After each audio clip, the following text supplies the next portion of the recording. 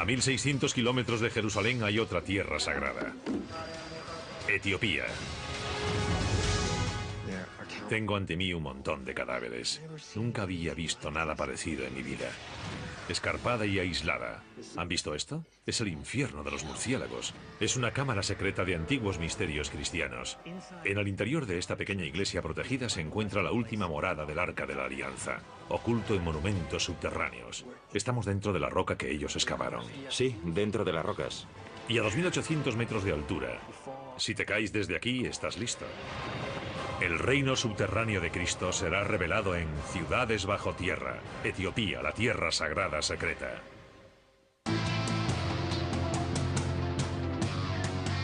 Ciudades bajo tierra.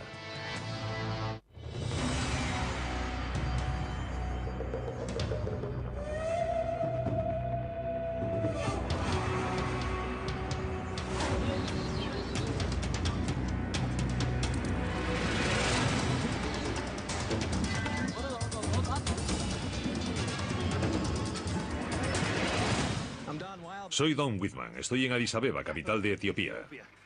Conocida como la cuna de la humanidad, es una de las naciones más antiguas de la Tierra. Poco se sabe de los enormes reinos que rigieron los destinos de esta tierra durante miles de años. Pero en la época bíblica, estas remotas montañas eran un importante santuario seguro para los refugiados que escapaban de la persecución y la guerra en tierras lejanas. Aquí se han llevado a cabo relativamente pocos estudios. Por eso, mientras este país en desarrollo va entrando lentamente en el siglo XXI, muchos de sus secretos más ocultos y oscuros todavía solo podemos encontrarlos bajo tierra. Hoy Etiopía es un país de África Oriental, remoto y sin salida al mar. Un paréntesis en el tiempo, tan aislado que los cristianos de aquí siguen orando con fórmulas que resultarían familiares a los primeros discípulos de Cristo. El cristianismo empezó a difundirse desde Jerusalén hacia el mundo antiguo en el siglo II después de Cristo, a medida que los creyentes predicaban el Evangelio y convertían a nuevos miembros. Las primeras conversiones en Etiopía datan del siglo IV y la nueva religión triunfó. En el siglo XII el cristianismo ya era la religión dominante aquí. Su ciudad más sagrada, Lalibela, era un lugar de peregrinación creado a imagen de Jerusalén.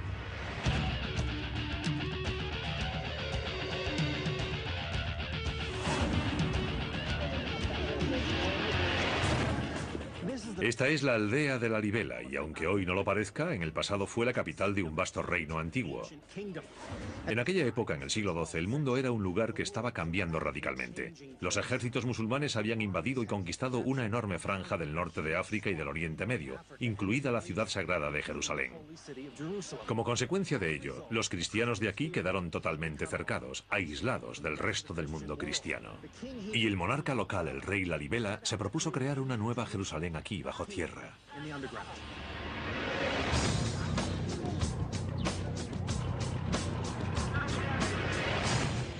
He quedado con un hombre llamado Fikru Wolde Georgis, que ha vivido toda su vida en Lalibela.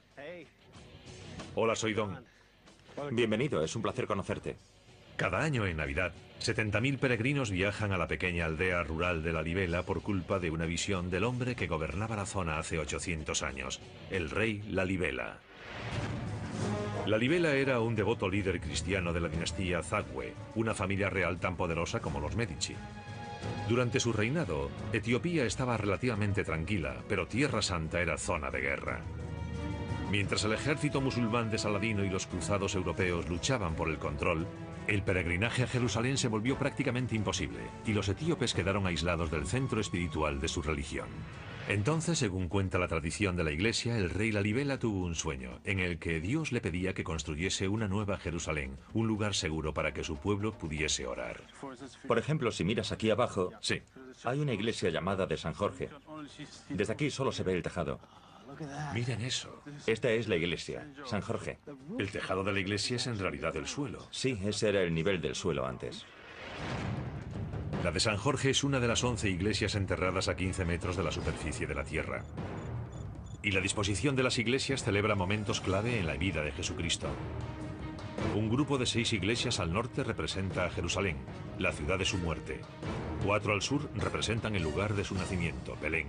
Y entre ellas discurre una fosa artificial llamada Río Jordán, por el lugar en el que Jesús fue bautizado. Todas están conectadas por un laberinto de túneles y fosos subterráneos. Hoy estas iglesias son conocidas como la octava maravilla del mundo. ¿Esta es la bajada? Sí, lo es. Hay una fosa ahí abajo. Los Zagwe trasladaron su capital aquí, al sur, y el rey, Lalibela, decidió crear una nueva Jerusalén excavando bajo tierra.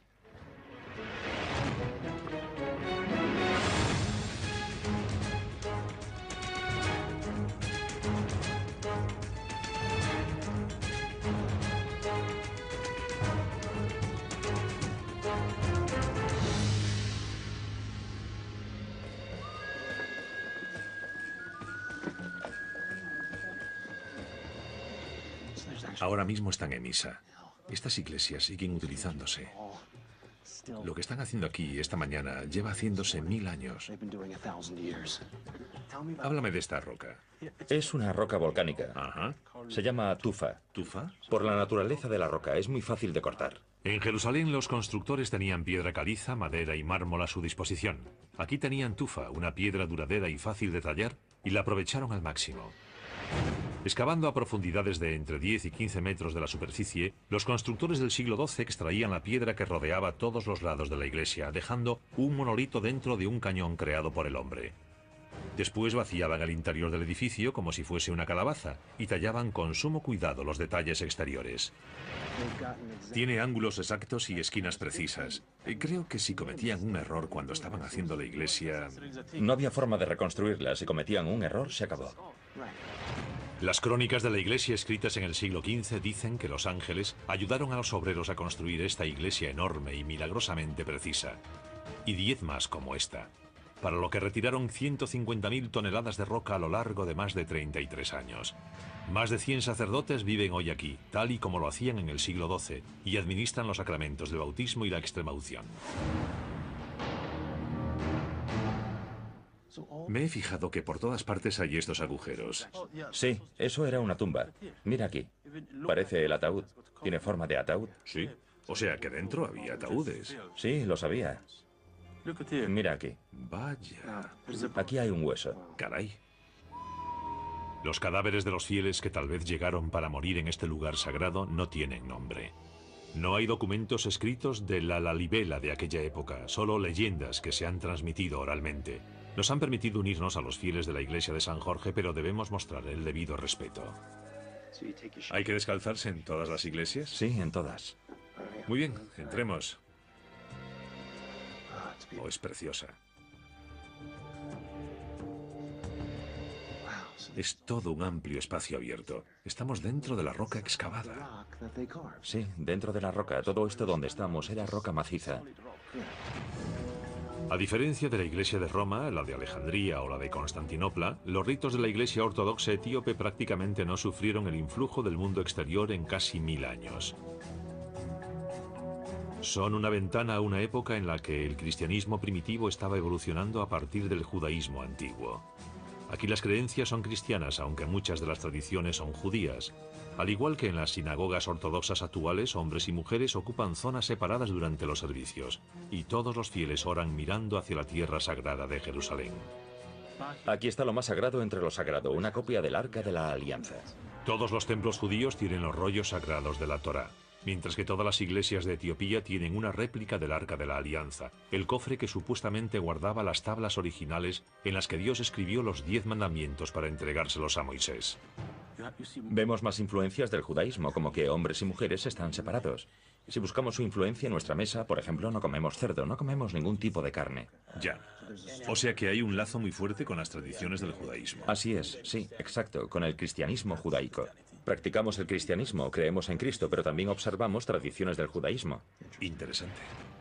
Todavía podemos ver cómo rezaban los fieles aquí hace 800 años, pero sobre estas iglesias no hay verdades absolutas. Y bajo la zona norte de las iglesias, conocida como Jerusalén, yace un misterio. San Jorge es solo una de las 11 iglesias. Están organizadas en grupos. Por aquí arriba hay otro. Este grupo de 6 iglesias excavadas en la roca están todas conectadas por un laberinto de túneles y fosos. ¿Puedo retirar esto? ¿Podemos entrar? Hoy prácticamente no se usan y se desconoce cuál era su propósito original. ¿Las excavaron sus constructores por motivos arquitectónicos o hubo una amenaza real o imaginaria que les impulsó a ocultarse bajo tierra? Aquí abajo hay un túnel, pero también hay otro encima. Así que básicamente es un laberinto de conexiones y cada una de ellas lleva a otra iglesia. Caray, hay como 150 murciélagos en este espacio tan pequeño. Bueno, tenemos que bajar ahí. Esto es estupendo. Hay que intentar meter la cámara por aquí dentro. Yo te ayudaré. Ya la tengo. La tengo. Vale. ¿Han visto eso? Es el infierno de los murciélagos. Fíjense en esta sala redonda con una sola columna en medio. Francamente estoy un poco asustado con esto de los murciélagos, si les digo la verdad. Esa puerta ahora está bloqueada, pero lleva a la iglesia del Gólgota.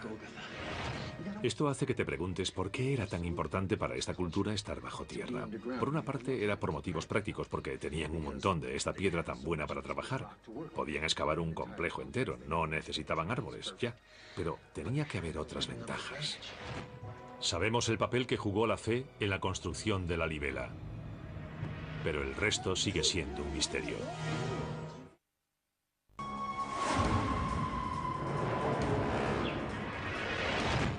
Según la leyenda, hace 800 años el rey Lalibela hizo esculpir 11 iglesias en piedra maciza aquí, en el norte de Etiopía. Concebidas como una nueva Jerusalén, estas elaboradas iglesias han sido centros de peregrinación sagrados durante casi 1000 años. Pero un experto en Lalibela cree que podrían haber tenido otro propósito más oscuro. Recuerden que las iglesias de Lalibela están dispuestas en diferentes grupos. Las de ahí abajo están pensadas para un propósito más típicamente religioso, pero estas de aquí, las que tenemos más cerca, se parecen bastante más a una fortaleza.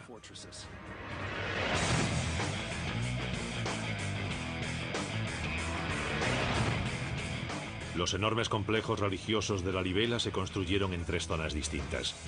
Las que ya he visitado con Fikru, el experto en Lalibela, claramente estaban diseñadas y construidas como lugar de oración. Pero parece como si algunas de las 4 iglesias del sureste del complejo hubiesen sido construidas siglos antes, no para recibir a los peregrinos, sino para resistir un asedio. Una de las pistas es un sistema de túneles que conecta el grupo sureste con el resto del complejo. Fíjense en este túnel que baja recto por aquí. No sabemos si tenía propósitos militares o no, pero desde luego tiene toda la pinta.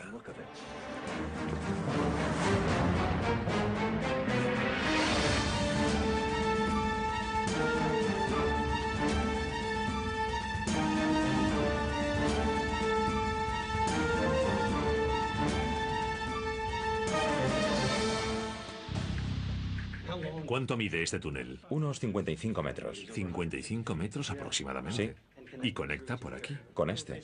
Sí. En la antigüedad estos pasadizos subterráneos ofrecían la defensa perfecta. Porque en caso de ataque, el ejército enemigo tenía que venir en fila. Y el ataque de un ejército de uno en uno es mucho más fácil de defender. La larga red de túneles en el complejo sureste lleva hasta las iglesias de Gabriel y Rafael, que están totalmente rodeadas por un foso excavado a mano, que oscila entre los 5 y los 15 metros de profundidad.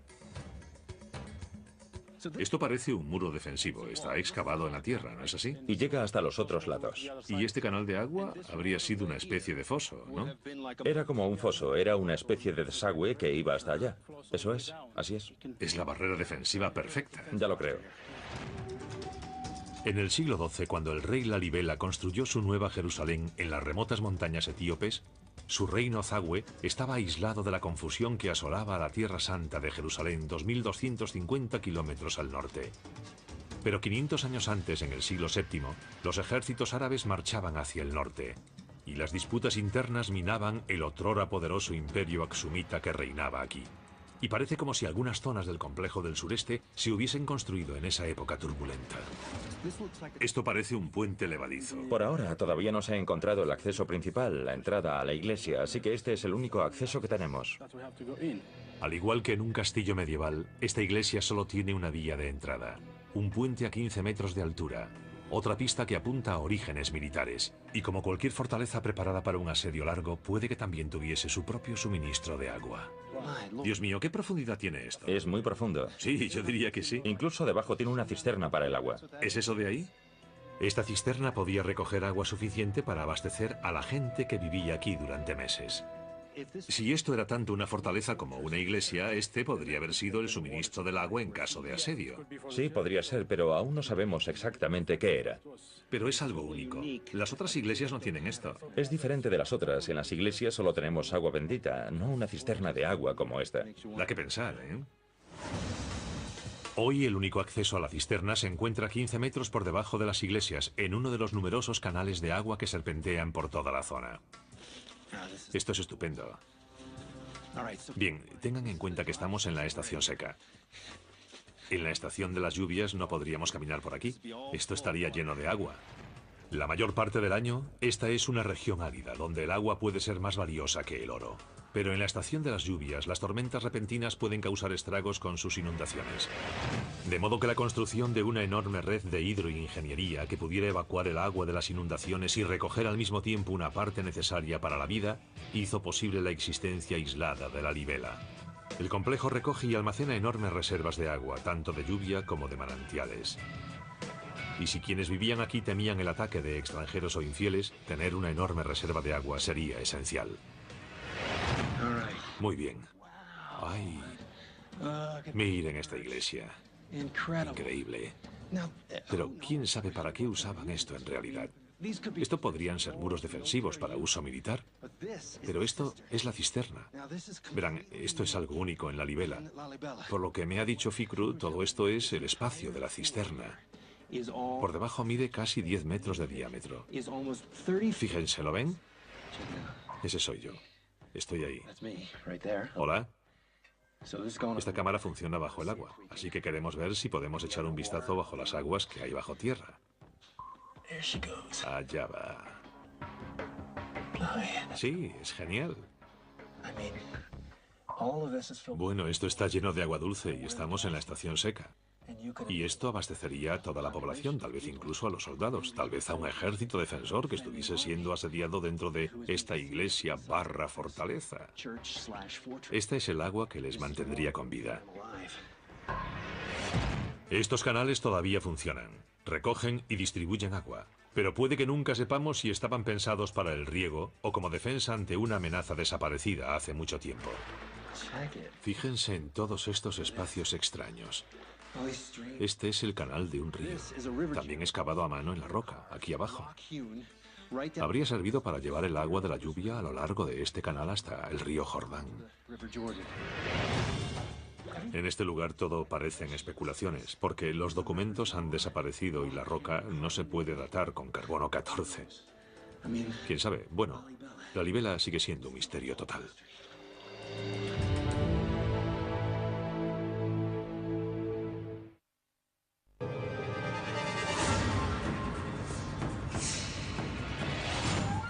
En tiempos de Jesucristo, mientras el Imperio Romano se expandía por el mundo, había otro poderoso imperio en auge: los Aksumitas de Etiopía.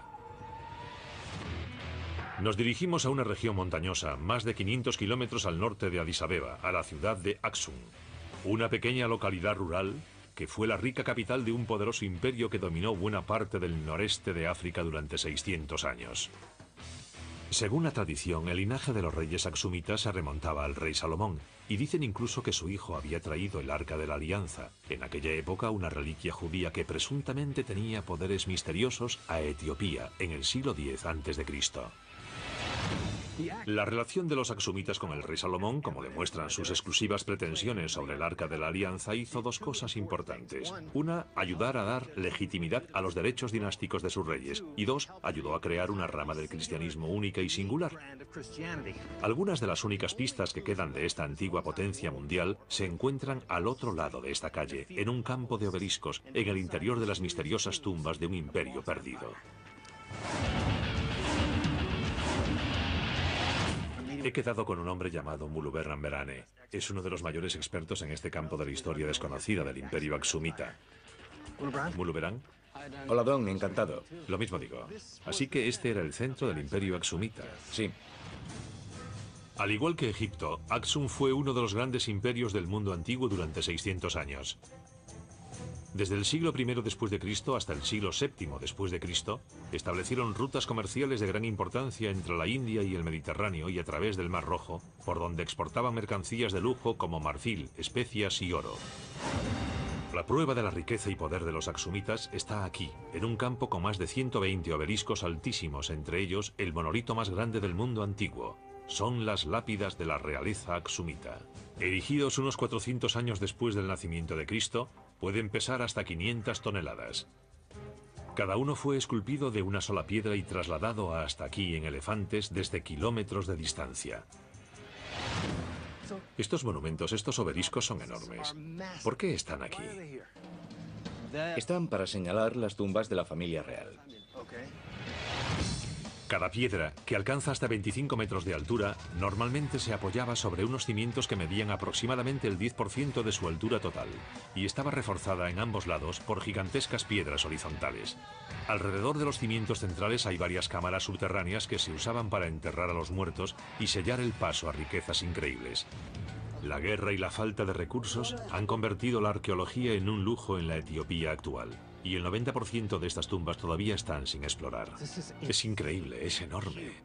Al igual que las pirámides de Egipto, esta estela minuciosamente esculpida señala la última morada de un rey que fue tan formidable como cualquier faraón. Estas son las ventanas y estas son las vigas. Esta es básicamente la réplica de un palacio real.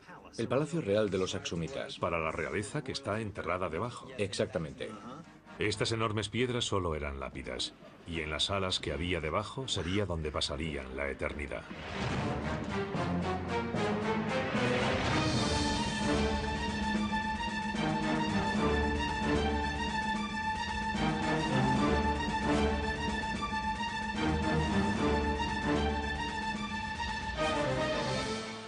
Precioso. ¿Estas son las cámaras? Estas son las cámaras. ¿Hay 10? Sí. Y cada una de estas cámaras era una tumba. Una tumba y además una cámara del tesoro. Ajá. Porque incluso antes de la muerte del rey se usaban como almacén para sus tesoros. Y tras la muerte del monarca los tesoros se usarían para la vida después de la muerte. O sea que era como en Egipto, construían las tumbas antes de la muerte del rey, ¿no? Exactamente. Cuando estábamos arriba observando este campo vimos estelas, obeliscos por todas partes en este enorme campo.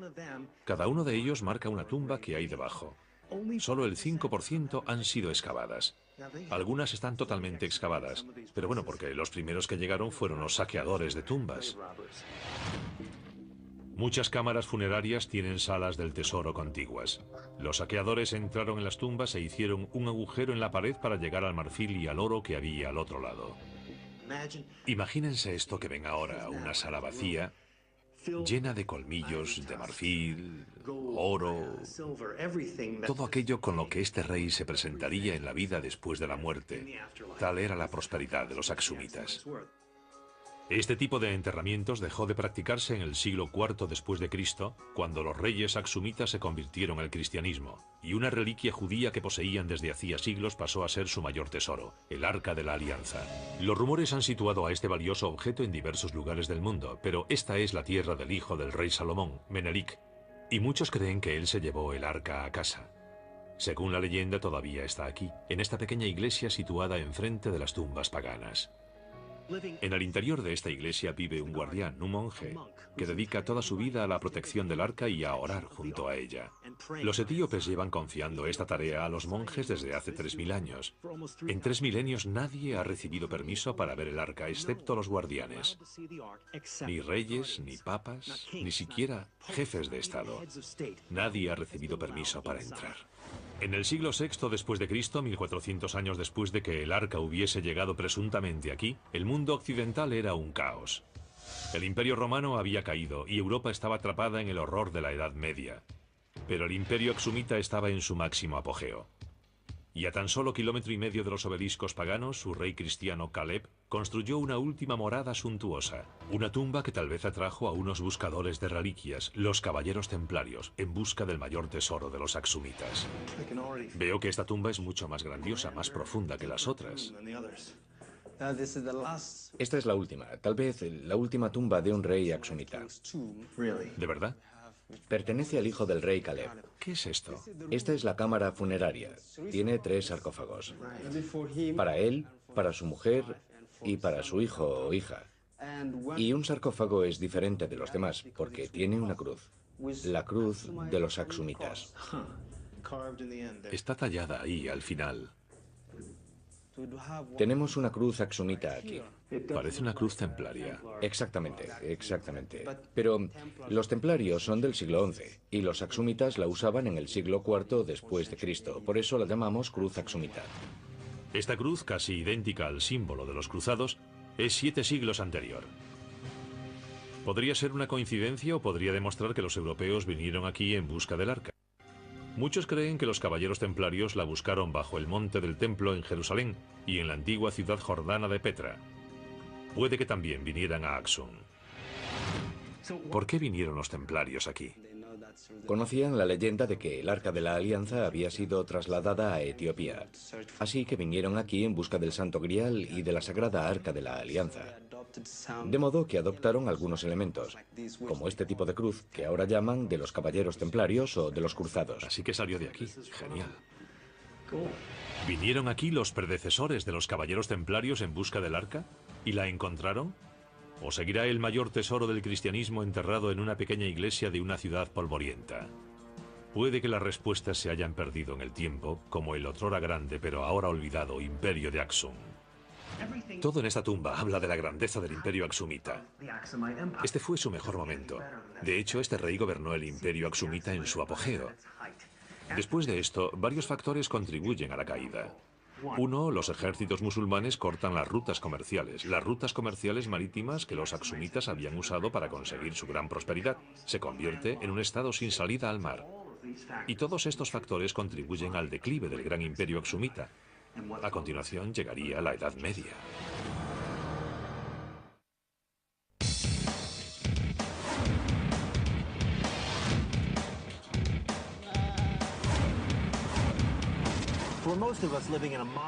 La mayoría de nosotros que vivimos en un mundo moderno laico practicamos nuestra religión cómodamente, tal vez un día a la semana como mucho y en lugares no muy lejos de nuestra casa.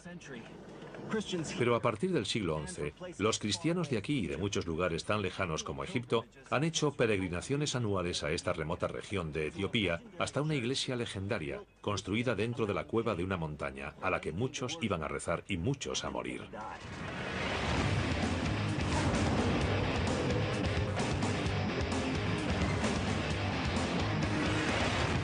En las tierras altas del centro de Etiopía, a una altitud de casi 2.800 metros, encontramos varios grupos de asentamientos rurales dispersos. Pero hace casi 1000 años, se cree que esta zona era un imán para cristianos enfermos y moribundos, que venían buscando una cura milagrosa o un final tranquilo para su sufrimiento, en una misteriosa tumba próxima a un lago de aguas medicinales. Esta carretera tiene muchos baches. Está en mal estado. Nuestro guía Fikru nos lleva al lugar sagrado que atraía a miles de personas, una iglesia que, según dicen, flota en el agua. Me has dicho que este valle, donde ahora solo hay una aldea remota y unos cuantos habitantes, antes era un reino con miles de personas, ¿no es así? Sí, imagínate cómo sería hace 1000 años. Aquí vivían un gran número de personas. En el año 1087, este era el centro del reino cristiano de Yenrehana Christos. Según las crónicas de la iglesia, ordenó construir un templo sobre un lago sagrado. Caray, menudo paseíto. Ha sido un buen paseo, sí. ¿Esa es la cueva? Lo es. ¿Y la iglesia está dentro? Ahí mismo. Increíble. Algunos creen que el rey llegó a este lugar aislado guiado por una visión. Pero la cueva también fue una elección práctica. Protege a la iglesia de los elementos y la ha conservado durante casi 1000 años. Fíjense en este lugar. Hasta aquí arriba es todo su vida. No me extraña que este fuese un lugar sagrado.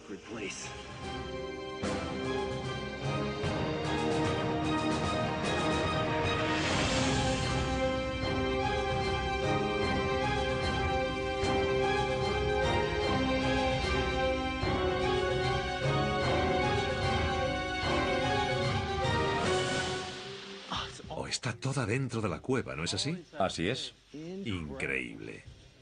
Dentro del recinto enrejado que tapa la entrada de la cueva está la iglesia, el palacio del rey y un cementerio para los miles de peregrinos que murieron aquí.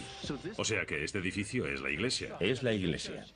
La iglesia se construyó alternando capas de madera y yeso, mezclados con unos trozos de piedra como si fuese una tarta. Pero hoy no hay rastro del lago de aguas curativas místicas que atraía a los peregrinos desde miles de kilómetros de distancia, a no ser que sepamos dónde mirar. Ahí hay una puerta. Si miras aquí... Miren eso. Magnífico. Así que ahí debajo está el agua. Así es. Aquí debajo está todo húmedo. Sí. Algunos estudiosos creen que el lago original eran en realidad tierras pantanosas y los cimientos de la iglesia un armazón de madera o bambú que distribuía equitativamente el peso del edificio que sostenía, usando una técnica denominada emparrillado. Y al agua subterránea atrapada debajo podría accederse a través de escotillas como esta.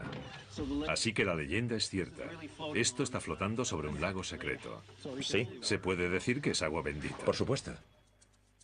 Aunque estas aguas fangosas no tienen poderes curativos especiales, la iglesia recibe miles de visitantes cada año y sigue en pleno funcionamiento. Tenemos que dejar de filmar un momento porque ahora mismo se está celebrando una ceremonia detrás de esta valla. Es el bautismo de un niño nacido en la aldea. Así que nos hemos retirado un poco en señal de respeto.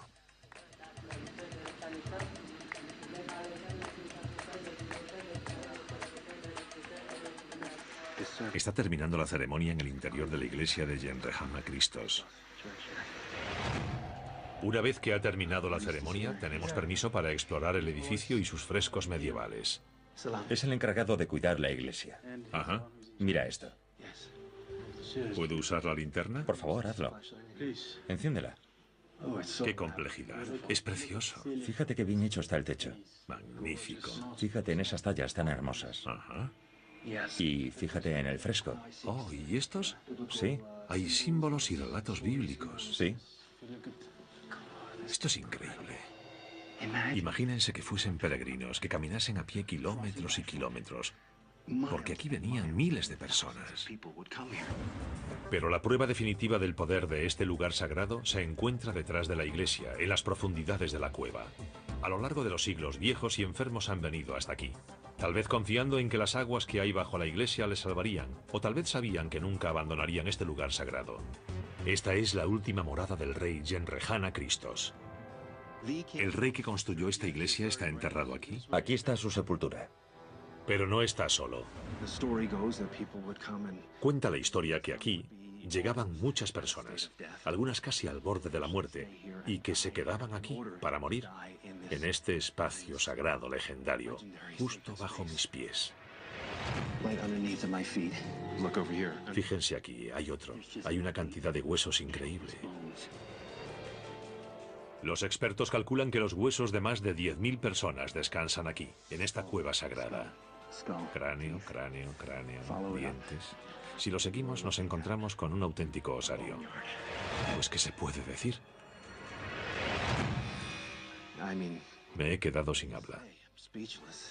Tengo ante mí un montón de cadáveres. Nunca había visto nada parecido en mi vida. Muchas de las personas que están aquí seguramente procedían de tierras tan lejanas como Egipto u otras. No podían ir a Jerusalén. Quiero decir que la Libela, este lugar, era una alternativa. Esta era una nueva Jerusalén, un lugar para descansar eternamente, un lugar para estar más cerca de Dios.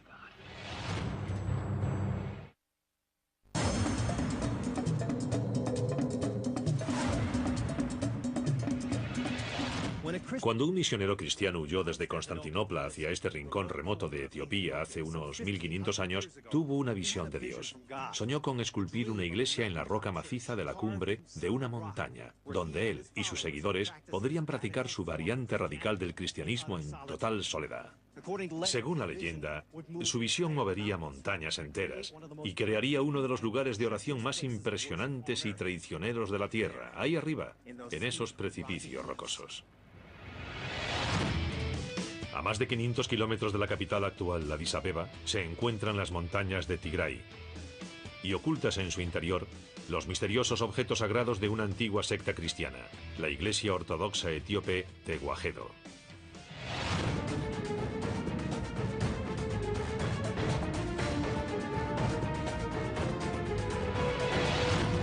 Este lugar subterráneo se encuentra en realidad en las alturas. Es una iglesia esculpida en un pico de piedra arenisca situado a unos 2.800 metros de altura sobre el nivel del mar.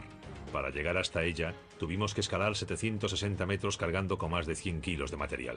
Afortunadamente, nuestro guía, que ha hecho este viaje más de 30 veces, trajo a un grupo de nativos de la región para ayudarnos a cumplir nuestra misión. Vamos a subir ahí arriba. Esto es solo la aproximación. Como ven, a partir de ahí es todo subida. Será interesante. La iglesia a la que vamos a escalar se llama Abuna Yemata, por el misionero del siglo VI que, como Juan el Bautista, abandonó la civilización para comunicarse con Dios y propagar la fe. Y nosotros somos el primer equipo de televisión estadounidense que ha hecho esta ascensión.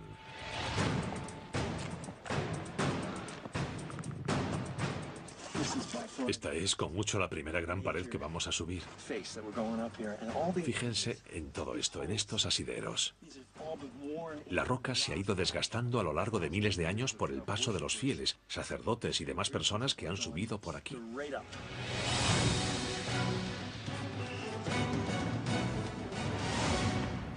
Caray. Miren hacia abajo. ¿Cómo pesa? Con cuidado, que pesa. ¿Cómo pesa?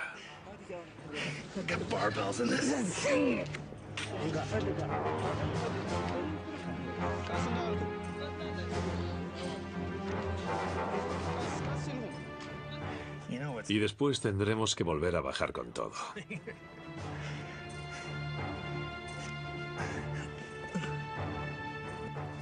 En esta iglesia remota hay copias de los libros perdidos de la Biblia que la iglesia ortodoxa etíope sigue usando. Y en el sendero que lleva hasta ella están enterrados los fieles guardianes de la iglesia. Caray.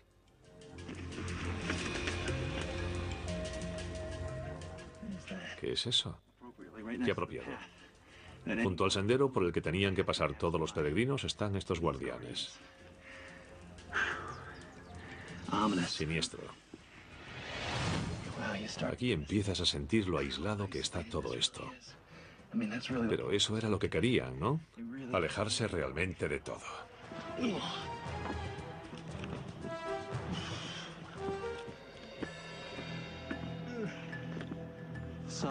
Esto forma parte de la iglesia. Es un lugar sagrado en el que debemos descalzarnos. Muy bien. O sea que a partir de este momento estamos en la iglesia. Exactamente.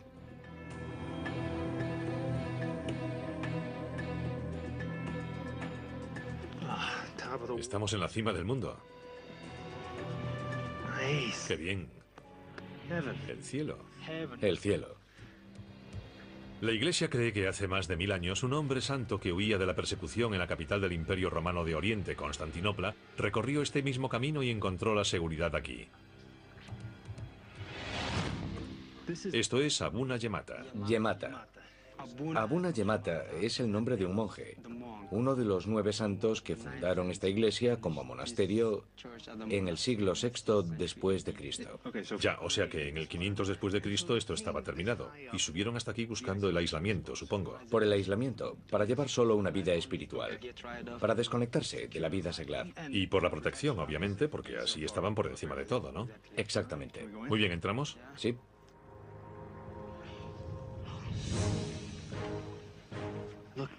Fíjense en esta pared de roca vertical. Si te caes desde aquí, estás listo. Lo que tuvieron que sufrir para hacer un monasterio aquí arriba, en lo alto de una montaña.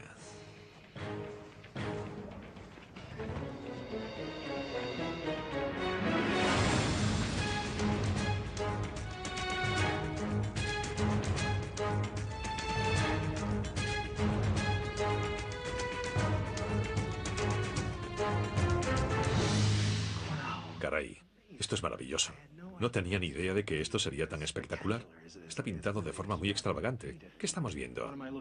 Esta pintura representa al monje a lomos de un caballo. Representa al fundador del monasterio. Es Abuna Yemata, uno de los 9 santos. Aquí tienes a los 9 santos. Abuna Yemata fue uno de los 9 santos que huyeron de la persecución en Constantinopla y fundaron un santuario aquí en el norte de Etiopía. Seguían una doctrina religiosa llamada monofisitismo que mantenía que Jesucristo era totalmente divino, en lugar de divino y humano, como creían muchos cristianos occidentales. Era una doctrina que desafiaba a los líderes cristianos, que los convirtió en herejes y que podría haberles costado la vida. En cada centímetro de este lugar hay una figura. Sí. Cuenta la historia que... Oh, aquí tenemos a la Virgen María, sin duda. Fíjense qué arte más increíble. Cuando los 9 santos llegaron a Etiopía, trajeron con ellos una técnica de pintura totalmente nueva, que se convirtió en un instrumento para enseñar la Biblia. ¿Sigue viniendo gente a este lugar? ¿Se sigue usando hoy en día? Lo interesante es que aquí se siguen bautizando niños. Así que las mujeres tienen que subir hasta aquí. Escalar. ¿Con sus bebés? Con los bebés a sus espaldas. Así que esta iglesia está muy activa en todo momento. Es muy importante para la comunidad, ¿no? Muy importante, muy importante. Veo que detrás de ti está el sacerdote. Sí. Él es el encargado y el guardián de este espacio, ¿no? Sí. Es el jefe de los sacerdotes y está al mando de la iglesia. Él es quien nos ha dado permiso para subir hasta aquí. Exactamente. Gracias. Este sacerdote escala la montaña varias veces por semana, 800 metros, para atender a sus parroquianos, a los que predica la visión única que esta iglesia tiene de los evangelios. Aquí están las Biblias y los libros de oraciones que quiere enseñarnos. El sacerdote ha abierto uno. ¿Podemos ver uno por dentro? Sí. Son muy antiguos. Están escritos a mano y pintados a mano, supongo. ¿Sobre qué material están pintados? Es piel. Piel. Piel de oveja. ¿Puedo pasar la página? Ah, gracias. ¿Qué lengua es esta? Gis. Gis es la lengua más antigua de Etiopía. Gis, de Etiopía. Es como el equivalente al latín para ellos. Exactamente. ¿En qué medida se parece la Iglesia Ortodoxa etíope a la que puede conocer un estadounidense? Bueno, en Etiopía, en la iglesia ortodoxa, tenemos algunos libros más como este. Algunos son de la Biblia y otros no son de la Biblia. Por ejemplo, tenemos el milagro de Santa María, que se encuentra solo en Etiopía y en ningún otro lugar del mundo. Diferentes costumbres, por supuesto, un idioma diferente. Sí. Todo tipo de cosas que para un cristiano occidental podrían resultar extrañas. Sí. Y que surgieron de una cultura totalmente única y de una religión diferente. Muchas gracias. Cuando Abuna Yemata llegó aquí con los otros 8 santos, trajeron a Etiopía una rama del cristianismo totalmente única, muy diferente de la que conocemos en Occidente. Implicaba rituales diferentes, libros perdidos diferentes. Era una visión del cristianismo completamente única. Y era misteriosa, porque se quedó aislada, separada del resto del mundo. Y ese misterio realmente continúa hoy en día.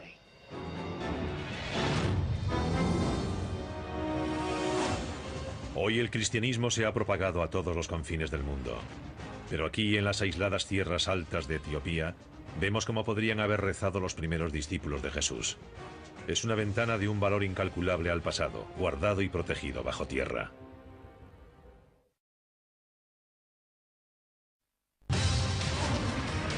A 1600 kilómetros de Jerusalén hay otra tierra sagrada: Etiopía. Tengo ante mí un montón de cadáveres. Nunca había visto nada parecido en mi vida. Escarpada y aislada. ¿Han visto esto? Es el infierno de los murciélagos. Es una cámara secreta de antiguos misterios cristianos. En el interior de esta pequeña iglesia protegida se encuentra la última morada del Arca de la Alianza, oculto en monumentos subterráneos. Estamos dentro de la roca que ellos excavaron. Sí, dentro de las rocas. Y a 2800 metros de altura. Si te caes desde aquí, estás listo. El reino subterráneo de Cristo será revelado en Ciudades bajo tierra, Etiopía, la tierra sagrada secreta.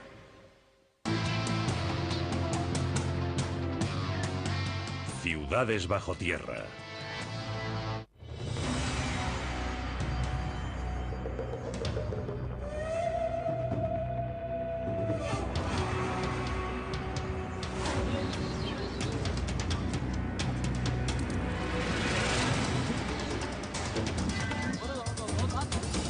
La ciudad más sagrada, la Libela, era un lugar de peregrinación creado a imagen de Jerusalén.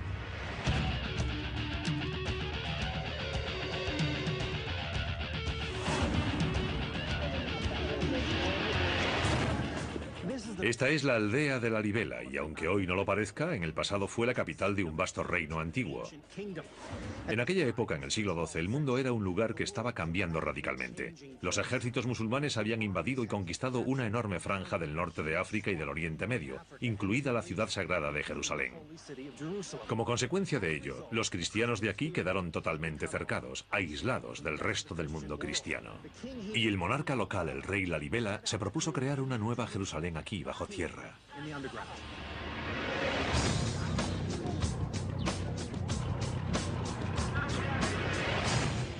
He quedado con un hombre llamado Fikru Wolde Georgis, que ha vivido toda su vida en Lalibela. Hola, soy Don. Bienvenido, es un placer conocerte. Cada año en Navidad, 70.000 peregrinos viajan a la pequeña aldea rural de Lalibela por culpa de una visión del hombre que gobernaba la zona hace 800 años. Él descubre una fosa artificial llamada Río Jordán por el lugar en el que Jesús fue bautizado. Todas están conectadas por un laberinto de túneles y fosos subterráneos. Hoy estas iglesias son conocidas como la octava maravilla del mundo. ¿Esta es la bajada? Sí, lo es. Hay una fosa ahí abajo. Los Zagwe trasladaron su capital aquí, al sur, y el rey, Lalibela, decidió crear una nueva Jerusalén excavando bajo tierra.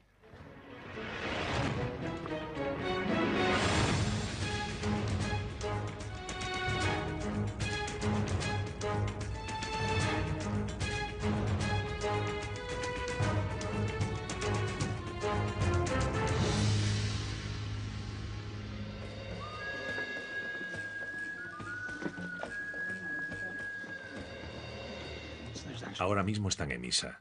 Estas iglesias siguen utilizándose. Lo que están haciendo aquí esta mañana lleva haciéndose 1000 años.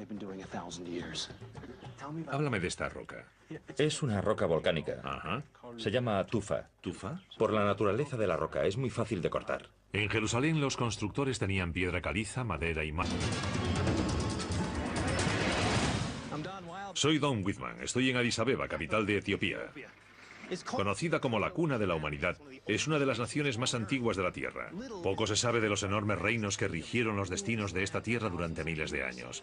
Pero en la época bíblica, estas remotas montañas eran un importante santuario seguro para los refugiados que escapaban de la persecución y la guerra en tierras lejanas. Aquí se han llevado a cabo relativamente pocos estudios. Por eso, mientras este país en desarrollo va entrando lentamente en el siglo XXI, muchos de sus secretos más ocultos y oscuros todavía solo podemos encontrarlos bajo tierra. Hoy Etiopía es un país de África Oriental, remoto y sin salida al mar. Un paréntesis en el tiempo, tan aislado que los cristianos de aquí siguen orando con fórmulas que resultarían familiares a los primeros discípulos de Cristo. El cristianismo empezó a difundirse desde Jerusalén hacia el mundo antiguo en el siglo II después de Cristo, a medida que los creyentes predicaban el Evangelio y convertían a nuevos miembros. Las primeras conversiones en Etiopía datan del siglo IV y la nueva religión triunfó. En el siglo XII el cristianismo ya era la religión dominante aquí. Su virrey, Lalibela. Lalibela era un devoto líder cristiano de la dinastía Zagwe, una familia real tan poderosa como los Medici. Durante su reinado, Etiopía estaba relativamente tranquila, pero Tierra Santa era zona de guerra. Mientras el ejército musulmán de Saladino y los cruzados europeos luchaban por el control, el peregrinaje a Jerusalén se volvió prácticamente imposible y los etíopes quedaron aislados del centro espiritual de su religión.